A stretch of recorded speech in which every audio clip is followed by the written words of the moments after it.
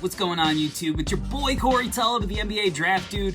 March is here, and that means that things are really starting to heat up in the draft world. Today we're going to talk about some of the storylines that may affect the draft stock of some of the most intriguing prospects in this class. And it's all going to start with the race to number one.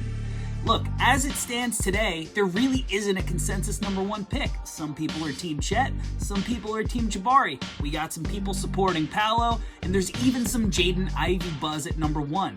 This tournament is going to give these four prospects a chance to possibly separate themselves. Jaden Ivey's trailing the pack, but if he has a huge Ja Morant-esque tournament, he's going to catapult himself. Chet, he's too skinny, right? He has an opportunity to go up against Jalen Duren in the second round of the tournament. Hush the doubters that are worried about his frame if he balls out and leads Gonzaga to a national title. Paolo, people are questioning his effort, his energy. How much does he care to play defense on the other end of the floor? Guess what? If he leads Duke to a Final Four appearance, those questions may just go away. And Jabari, is he going to be the kind of elite scorer that people are really projecting him to be? Does he have the handle? Can he finish inside? Is he anything more than just a great defender and great shooter? If he shows out and shows some of these wing skills, the race for number one is going to get interesting.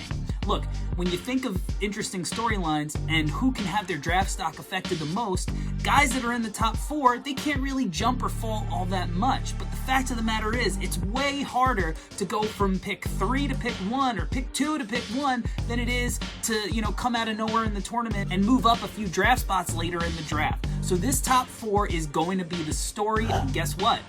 Keegan Murray might be a little bit of a sleeper to hop in the top 3 himself. This is a guy who started out the year towards the back end of the first round. But guess what? The NBA is moving towards big, jumbo wings who can play multiple positions, switch out on the floor, do a whole bunch of things, just be a versatile Swiss Army knife. And that's Keegan Murray. People questioned at the beginning of the year, is he just beating up on non-conference competition, or can he do this in conference play? Guess what? Big Ten play, he was an animal, a beast. He goes about his business like almost nobody else in this class. Out of all the prospects that I saw live this year, and I saw about a third of the top 60 prospects live, he was locked in pregame more so than any other prospect that I saw. The kid is legit, and if he leads Iowa to a deep run, showing a little bit more of his scoring arsenal where he's not just bullying guys, he's showing a little bit more flexibility in his scoring. I think that Keegan Murray is a name that you're really going to start hearing more as a top 3 guy. He's starting to enter the top 5 conversation where he was really hanging around 7 or 8 for most of the draft cycle. I think you might just start hearing his name ahead of somebody like Paolo Banchero. Now, I mentioned Jalen Duren before. This is a guy who, if you look at him on the surface, he doesn't necessarily fit the modern NBA, right? He's a big, lumbering 5 who blocks shots, doesn't have a three-point shot, and has questionable passing chops. But over the last few months, he's looked awesome. He looks like the guy that people thought he was going to be coming in, where he's just overpowering you, dunking everything, grabbing offensive boards, playing with fire. And he's showing a little bit more of that modern NBA big, where he's stepping out to 15 feet and knocking down jumpers. He's hitting the little turnaround shots off the post, and he's passing out of the short roll. He's looking like the guy that we all wanted to see.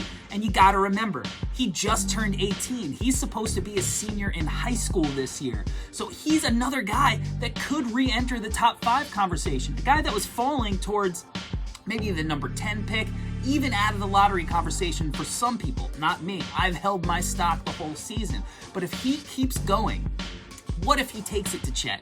What if there's an upset? He's just got to show that he's that athletic freak specimen that plays with energy and is doing a little bit more of the modern things. And you could see Jalen Duren's draft stock shoot up in a big way during March Madness.